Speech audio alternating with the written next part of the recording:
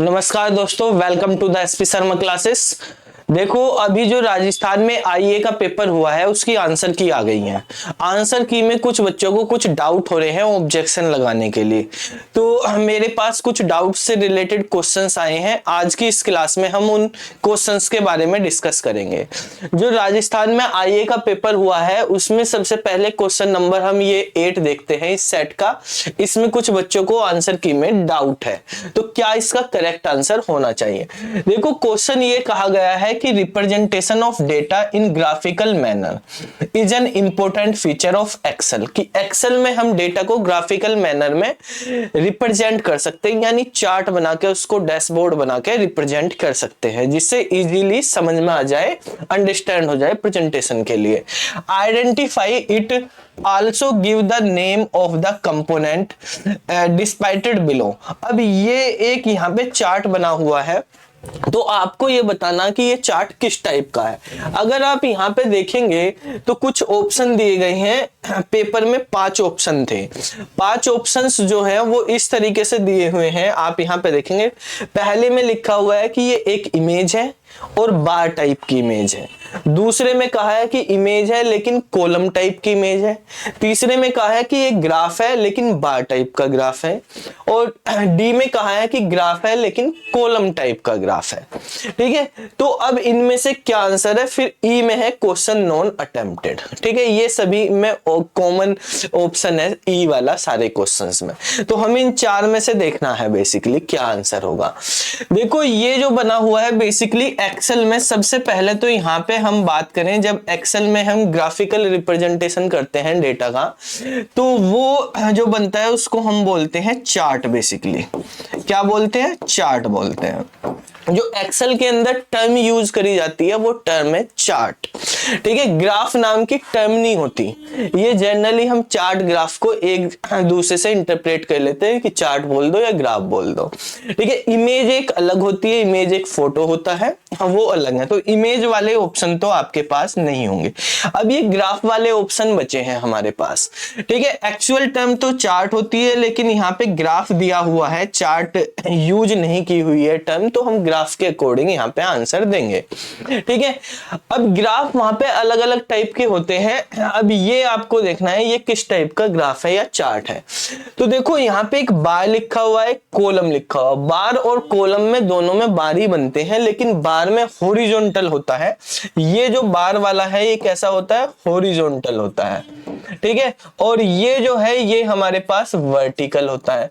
अब क्वेश्चन में आप देखो यहाँ पे वर्टिकल बार बने हुए हैं, तो वर्टिकल बार बने हुए हैं।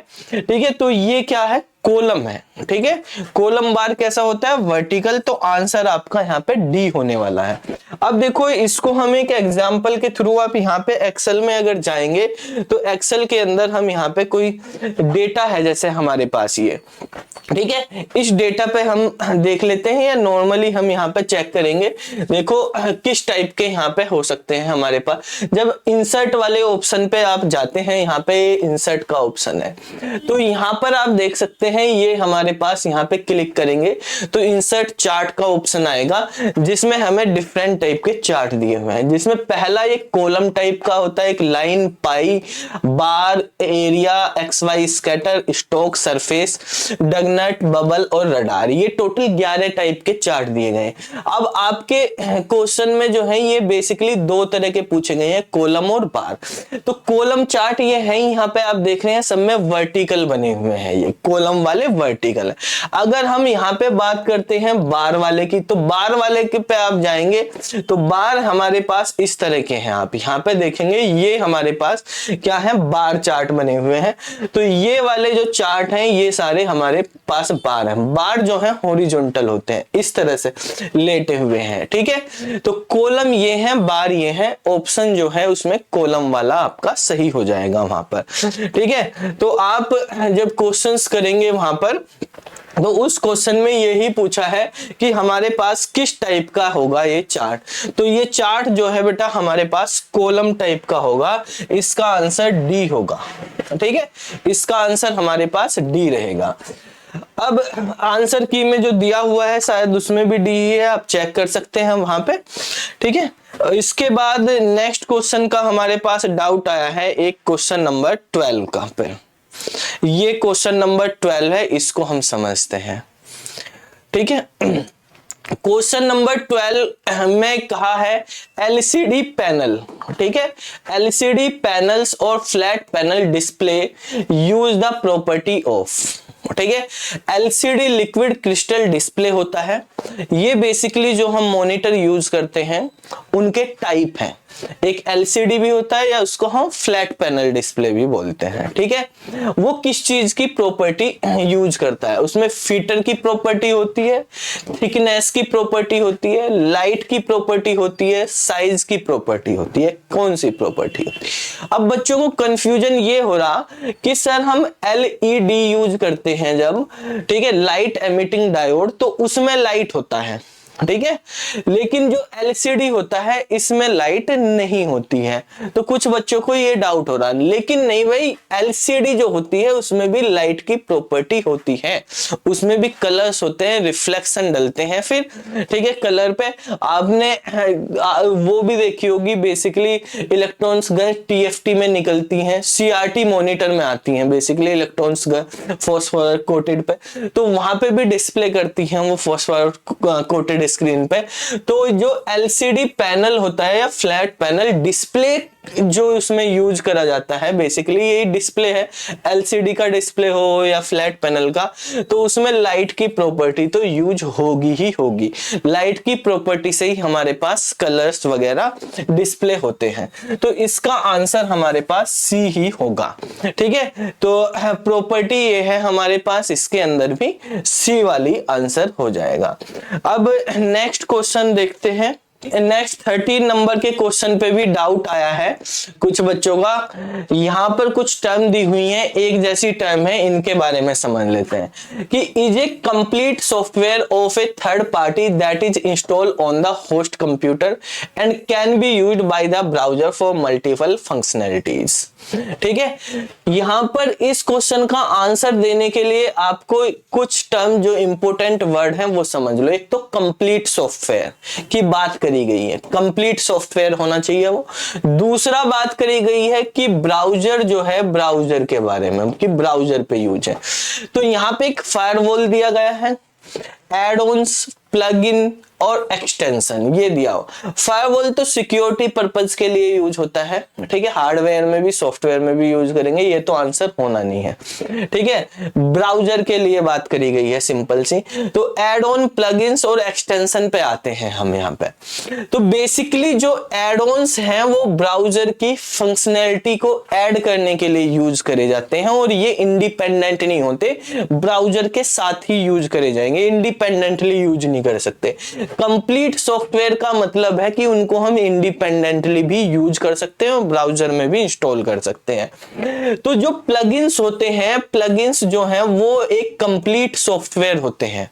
प्लगइन्स क्या होते हैं? एक कंप्लीट सॉफ्टवेयर होते हैं जो इंडिविजुअली भी यूज करे जा सकते हैं। जैसे हम फ्लैश यूज करते हैं, फ्लैश को इंडिविजुअल भी यूज कर सकते हैं और जो है ब्राउजर में भी इंस्टॉल कर सकते हैं, ब्राउजर की फंक्शनैलिटी भी। जावा है, जावा को हम इंडिविजुअली भी उसका जेडीके यूज करके उसको यूज कर सकते हैं, ठीक है। और जो जावा है वो हम उसमें भी ब्राउजर में भी कर सकते हैं, एप्लेट वगैरह चलाने के लिए भी, ठीक है। तो बेसिकली प्लगइन्स जो हैं वो कंप्लीट सॉफ्टवेयर होते हैं, एड-ऑन्स कंप्लीट सॉफ्टवेयर नहीं होते हैं।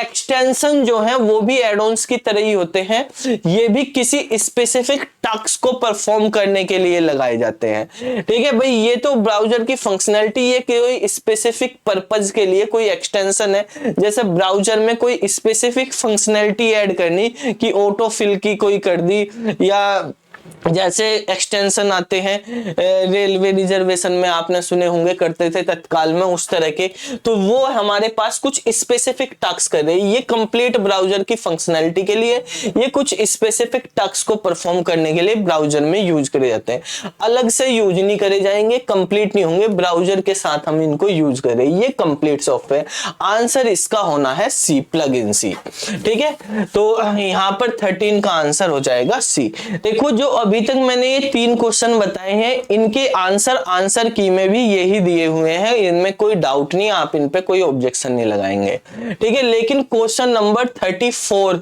एक ये क्वेश्चन में डाउट पूछा है बच्चों ने। तो इस क्वेश्चन में कहा है user define function in C, यानी सी लैंग्वेज की बात करी गई है, are written using the keyword. तो ये क्वेश्चन जो है आपका क्वेश्चन गलत हो रहा है, क्योंकि ऑप्शन जो दिए हैं वो सी लैंग्वेज के अकॉर्डिंग नहीं दिए हुए हैं, ऑप्शन जो दिए हुए हैं वो पाइथन के अकॉर्डिंग दिए हुए हैं, ठीक है। क्योंकि सी लैंग्वेज में जब फंक्शन हम स्टार्ट करते हैं तो सी लैंग्वेज में फंक्शन के लिए तो हम रिटर्न टाइप लिखते हैं, पहले वॉइड, इंट, कैर, फ्लोट, जो भी आपको लिखना है वो, ठीक है। ये डिफाइन, डेफ और डेफ जो है ये पाइथन में यूज करे जाते हैं, और इसके अकॉर्डिंग आंसर इसका सी हो जाएगा सही, पाइथन के अकॉर्डिंग, ठीक है। और सी के अकॉर्डिंग तो क्वेश्चन ही अटेम्प्ट नहीं हो पाएगा यहाँ पे, ठीक है, क्योंकि कोई सा भी ऑप्शन नहीं हो पाएगा, क्वेश्चन नॉन अटेम्प्टेड। तो भाई अगर जिसने डेफ लगाया उसके लिए तो कोई बात नहीं है, डेफ है ही सही आंसर। यहाँ पे गलती इसमें है, यहाँ पे सी की जगह पाइथन होना चाहिए था।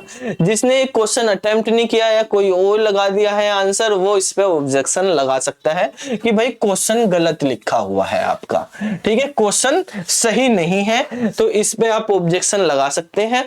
लेकिन जिसका सी आंसर जिसने दे रखा है तो उसको कोई लगाने की जरूरत नहीं है, क्योंकि आंसर की में भी सी के अकॉर्डिंग ही आंसर कर दिया गया है, ठीक है। अब हम यहाँ पे जाते हैं नेक्स्ट क्वेश्चन को देखते हैं। नेक्स्ट क्वेश्चन है हमारे पास ये वाला, क्वेश्चन नंबर 42। क्वेश्चन नंबर 42 में ये एक डायग्राम दिया हुआ है, आइडेंटिफाई करना इस डायग्राम को और इसके कन्वर्जन हो रहा है, इसमें बताना है। तो देखो ये कन्वर्जन में पूछा है कि ये डिजिटल टू एनालॉग हो रहा है, डिजिटल टू डिजिटल है, या एनालॉग टू डिजिटल, या एनालॉग टू एनालॉग। देखो सबसे पहले आप यहाँ पे देख सकते हैं, यहाँ से हमने कुछ इनपुट किया है, इनपुट करने के बाद ये कन्वर्टर यूज हुआ और कन्वर्टर ने ये आउटपुट दिया है। आउटपुट 0-1 की फॉर्म में यानी डिजिटल फॉर्म में है, ठीक है। 0-1 की फॉर्म मतलब डिजिटल फॉर्म, मतलब आउटपुट तो डिजिटल में आ रहा, तो जिसमें एनालॉग आ रहा आउटपुट में वो तो आंसर ही खत्म हो गया, वो तो आंसर होगा नहीं। अब हमारे पास डिजिटल टू डिजिटल या एनालॉग टू डिजिटल ये ऑप्शन बचे हैं। तो यहां पर आप देख रहे हैं जो एनालॉग की स्ट्रक्चर होती है, ग्राफ बनता है वो इस तरह से बनता है, और डिजिटल का इस तरह से बनता है 0-1। तो ये डिजिटल का ही बना हुआ है, तो डिजिटल टू डिजिटल कन्वर्जन हो रहा है, इसका आंसर हमारे पास बी होगा, ठीक है।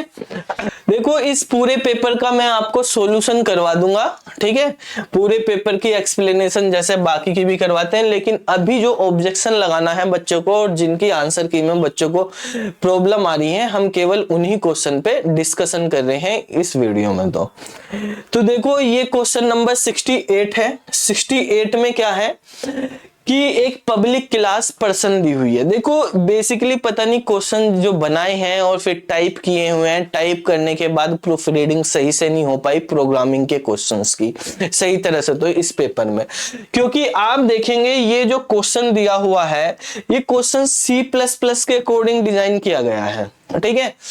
लेकिन यहाँ पे C++ में ये पब्लिक जो लिखे हुए हैं कैपिटल में लिखे हुए हैं, कैपिटल में होते नहीं है, स्मॉल लेटर में होते हैं। दूसरी चीज ये स्ट्रिंग वगैरह भी कैपिटल है, इस तरह से यूज कर ली, कहीं पे भी कर्ली ब्रेसेस यूज नहीं किए गए हैं, ठीक है। अब ये C++ का रखा, क्या कर रखा ये कुछ नहीं पता इसमें, ठीक है, क्योंकि सिलेबस के अंदर तो C++ जो प्रोग्रामिंग लैंग्वेज है वो पूछी गई थी, दी हुई थी।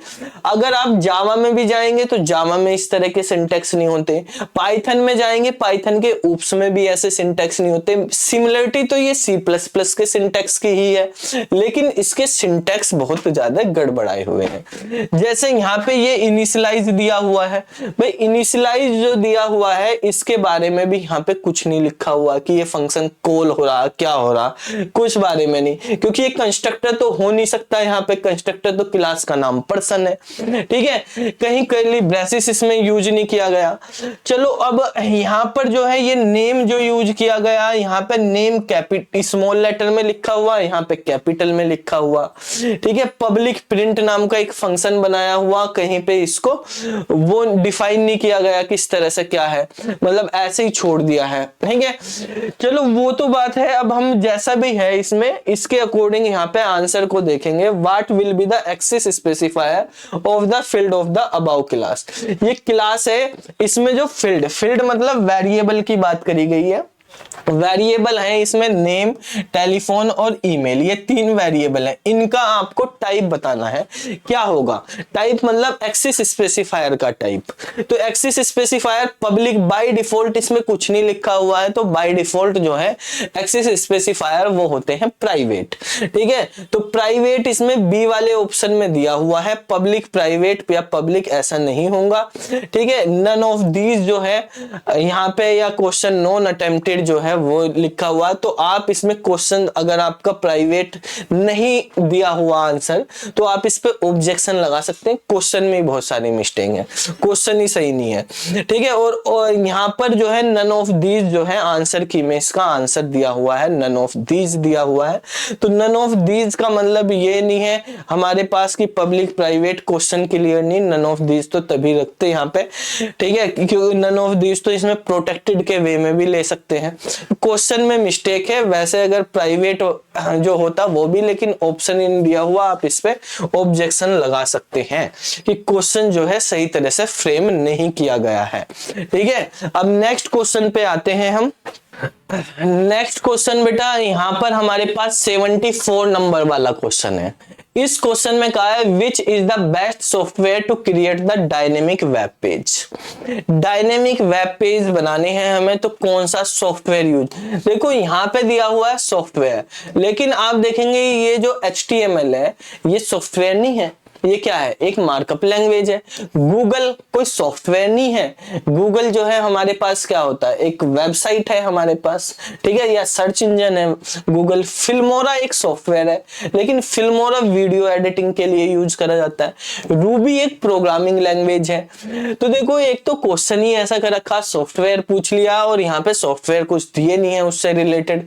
ठीक है, कि क्या करे जाए। अब बात ये गूगल और फिल्मोरा तो होगा ही नहीं, ये तो सर्च इंजन हो गया, और ये हमारे पास क्या हो गया, यहाँ पर हमारे पास वीडियो एडिटिंग का सॉफ्टवेयर। ऑप्शन बचे HTML और रूबी। इनमें से देखते हैं कि कौन सी प्रोग्रामिंग से हम डायनेमिक बना सकते हैं। HTML तो वेब पेज पे जो है कंटेंट लिखने के लिए यूज करा जाता है, वो स्टैटिक कंटेंट के लिए यूज करा जाता है। ठीक है, तो ये वाला आंसर नहीं होगा। रूबी जो है एक डायनेमिक प्रोग्रामिंग लैंग्वेज है, बैकएंड के लिए यूज करी जाती है, और जो बैकएंड में यूज करी जाती है वो डायनेमिक पेज क्रिएट कर लेती है। फ्रंट एंड वाली सब स्टैटिक के लिए यूज करी जाती हैं। ठीक है, तो यहाँ पर जो है हमारे पास आंसर डी हो जाएगा, रूबी। ठीक है, तो रूबी एक प्रोग्रामिंग लैंग्वेज है, जैसे पाइथन है वो भी डायनेमिक पेज क्रिएट करने के लिए यूज करी जाती है, रूबी भी। ठीक है, अब हमारे पास नेक्स्ट क्वेश्चन हम देखते हैं, क्वेश्चन नंबर 82। ठीक है, इस क्वेश्चन में हमारे पास देखो क्वेश्चन को फ्रेम इस तरह से किए हुए, सही तरह से नहीं। अगर आप एक्सेल शीट देखेंगे, ये एक्सेल शीट बना के दे रखी इन्होंने, तो एक्सेल शीट में भाई ऊपर की तरफ जो है यहाँ पे ABC कॉलम के नाम ABC होते हैं, और रो 1 2 3 4 ऐसे होती हैं, लेकिन इन्होंने उल्टा करके दे दिया। ठीक है, स्क्रीनशॉट लिया हुआ है कहीं से और वहां से उल्टा कर दिया, इस पे चिपका दिया, देखा ही नहीं। ये वाली 1 2 3 124 नीचे होनी चाहिए थी, ABCD ऊपर होनी चाहिए थी। ठीक है, अब ये कह रहा है, देखो एक तो क्वेश्चन हमारे पास सही तरीके से फ्रेम नहीं है, लेकिन अब क्वेश्चन इस तरह से फ्रेम है, तो इसी के अकॉर्डिंग अगर आप ऑप्शन दोगे, क्योंकि ऑप्शन आपको देने हैं यहाँ पे। मान लिया हमारे पास क्वेश्चन को रिवर्स करके लिख दिया उन्होंने, नई एक्सेल शीट बना ली अपने अकॉर्डिंग, तो उसके अकॉर्डिंग देखेंगे। डॉलर जो है यहाँ पे दिया हुआ है, देखो एड्रेस जो होते हैं दो तरह के होते हैं, एक फिक्स जो होते हैं हमारे पास एब्सोल्यूट एड्रेस, और एक होते हैं हमारे पास रिलेटिव एड्रेस। ठीक है, जिसके साथ डॉलर लगा होता है वो हमारे पास होते हैं एब्सोल्यूट। एब्सोल्यूट मतलब फिक्स होते हैं, ये इनको ड्रैग ड्रॉप पे का कोई फर्क नहीं पड़ता। और जो हमारे पास बिना डॉलर के होते हैं वो होते हैं हमारे पास रिलेटिव एड्रेस, और रिलेटिव एड्रेस चेंज हो जाते हैं। अब देखो अगर मान लिया यहाँ पे कुछ वैल्यू लिखी हुई है, मान लिया 5 2 3 ऐसे कुछ, और इसका सम करके मान लिया आता है 150। ठीक है, फॉर एग्जाम्पल। अब देखो यहाँ पे $A लिखा हुआ है, यानी A फिक्स है। ठीक है, ए वाली वैल्यू फिक्स है और यहां पे भी डॉलर ए है, तो मतलब ए वाली फिक्स है, मतलब इसी लाइन की बात करी जाएगी, किसी और दूसरी लाइन में हम नहीं जाएंगे। ठीक है, अब यहाँ पे 1 से 124 ये चेंज हो रहा, 1 से शुरू करेंगे 124। तो देखो अगर इस फॉर्मूले को हम ड्रैग करते हैं नीचे, तो ड्रैग करने पे जब नीचे जाएंगे तो नीचे वाली चीज चेंज होनी चाहिए भाई। इधर वाली, इधर तो हम जा नहीं रहे राइट साइड में, तो राइट वाली तो चेंज नहीं होंगी, यानी ये तो चेंज नहीं होंगे, चेंज होंगी नीचे वाली, और नीचे वाली हमने कर दी फिक्स, तो वो भी चेंज नहीं होंगी, तो कुछ भी चेंज नहीं होगा, कुछ भी चेंज नहीं होगा, तो जो आंसर इसमें आएगा वही सब में आंसर आएगा। ठीक है, सबका आंसर फिक्स रह जाएगा। तो अब आंसर क्या होगा इसमें, यहाँ पे ऑप्शन देख लेते हैं।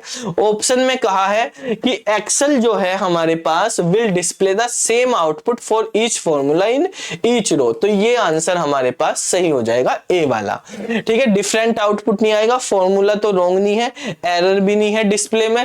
ठीक है, एरर जो है वो हमारे पास रो और कॉलम के उसमें है, फॉर्मूले में कोई एरर नहीं है। ठीक है, एरर डिस्प्ले भी नहीं होगी, आंसर में भी एरर नहीं आएगी अगर हमारे पास, क्योंकि अगर सही तरीके से ये करेंगे, फॉर्मूला ये लगाएंगे तो आंसर नहीं, एरर नहीं देगा।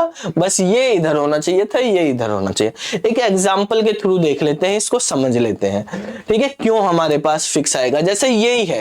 अब हमारे पास वहां पे आप देख रहे हैं उसने जो फिक्स किया हुआ है उसको देखेंगे, यहां पर जो क्वेश्चन है हमारे पास, क्वेश्चन में ये वाली चीज फिक्स की हुई है। ठीक है, इधर वाली मतलब नीचे वाली चीजें ये यहाँ पे फिक्स की गई है, लेकिन हमेशा पहले जो है कॉलम नाम ही लिखा जाता है, तो इसका मतलब ये कॉलम को ही रेफर कर रहा है। इसने कॉलम ये, क्योंकि फॉर्मूले में पहले कॉलम आता है फिर रो नंबर आती है, तो पहले कॉलम फिर रो नंबर। हमारे पास कॉलम ऊपर लिखे होंगे यहाँ पे, तो हम इसके अकॉर्डिंग ही करेंगे। कॉलम जो है हमारे पास फिक्स होंगे, रो चेंज होंगी। हम यहाँ पे फॉर्मूला लगा के देखो देखते हैं और चेंज करते हैं, बस हमारी डायरेक्शन अलग हो जाएगी, तो उसके अकॉर्डिंग करेंगे हम। यहाँ पे हमने फॉर्मूला लगाएंगे इक्वल टू, ठीक है, ये हमने लगाया इक्वल टू, सम का फॉर्मूला हमें लगाना है।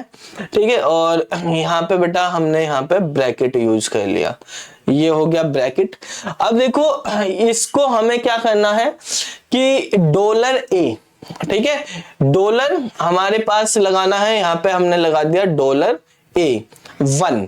ठीक है, और हमने ये चीज यहाँ पे 10 तक ली, 124 तक नहीं ली, तो हम 10 तक कर लेंगे। यहाँ पे पहले कोलन लगाते हैं, फिर डॉलर ए 10, ठीक है, यहां तक लिख लेंगे और इसको ब्रैकेट बंद कर देंगे, एंटर करेंगे। आंसर कितना आया, 126 आया। इसी चीज को अब ड्रैग कर देते हैं, ठीक है, सेलेक्ट कर लेते हैं हम इसको और कंट्रोल के साथ आर दबा देते हैं। तो देखो 126 126 126 126 सेम आउटपुट आ रहा है। ठीक है, तो इसीलिए इसका जो आउटपुट हो जाएगा वो आंसर हो जाएगा, वो ए हो जाएगा। तो ये 8-10 क्वेश्चन थे, इन पे डाउट आ रहा था बच्चों को, जो पूछा हुआ है कि अलग अलग यूट्यूब पे या टीचर्स ने अलग अलग आंसर बताए हुए हैं, सर इनको क्लियर कर दो, तो मैंने ये आंसर आपको क्लियर कर दिए हैं। ठीक है, ये ही इनके फाइनल आंसर होंगे। ठीक है, और जो आंसर दिए हुए हैं बेसिकली आंसर की में, तो आंसर की में एक वो जो पब्लिक प्राइवेट वाला क्वेश्चन है उसका आंसर गलत दिया हुआ है, बाकी सारे आंसर आंसर की में सही ही है। ठीक है, सही दिए हुए हैं, लेकिन ऑब्जेक्शन क्वेश्चन में मिस्टेक है। तो आप उन क्वेश्चन पे अगर किसी को लगता है कि भाई इसमें क्वेश्चन जो अलग दे रखा, वो रूबी वाला क्वेश्चन में सॉफ्टवेयर दे रखा, ठीक है, प्रोग्रामिंग की जगह, या हमारे पास C++ वाला क्वेश्चन उसका सिंटेक्स सही नहीं है, या डेफ वाला क्वेश्चन वो पाइथन में होना चाहिए था, वहां C लिखा हुआ है, तो इन 3-4 क्वेश्चंस पे अगर किसी के वो है तो आप ऑब्जेक्शन लगा सकते हैं। आंसर में आंसर की जो दी हुई है उनके आंसर में मिस्टेक नहीं है, क्वेश्चन के फ्रेम में मिस्टेक है। अगर हम उसको अपने माइंड से सही समझ के करेंगे क्वेश्चन, तो आंसर ये ही निकालने जाएंगे। ठीक है, क्योंकि जो पॉसिबिलिटी हो सकती है 4 ऑप्शन में से एक बेस्ट सेलेक्ट करना, जो गिवन है अब हमारे पास जैसा भी चीजें, तो उनमें से जो निकलेगा वही है। एक बस वो पब्लिक प्राइवेट वाले आंसर में प्रॉब्लम है वहां पे। ठीक है, तो फिर मिलते हैं अगली वीडियो में, तब तक के लिए बाय।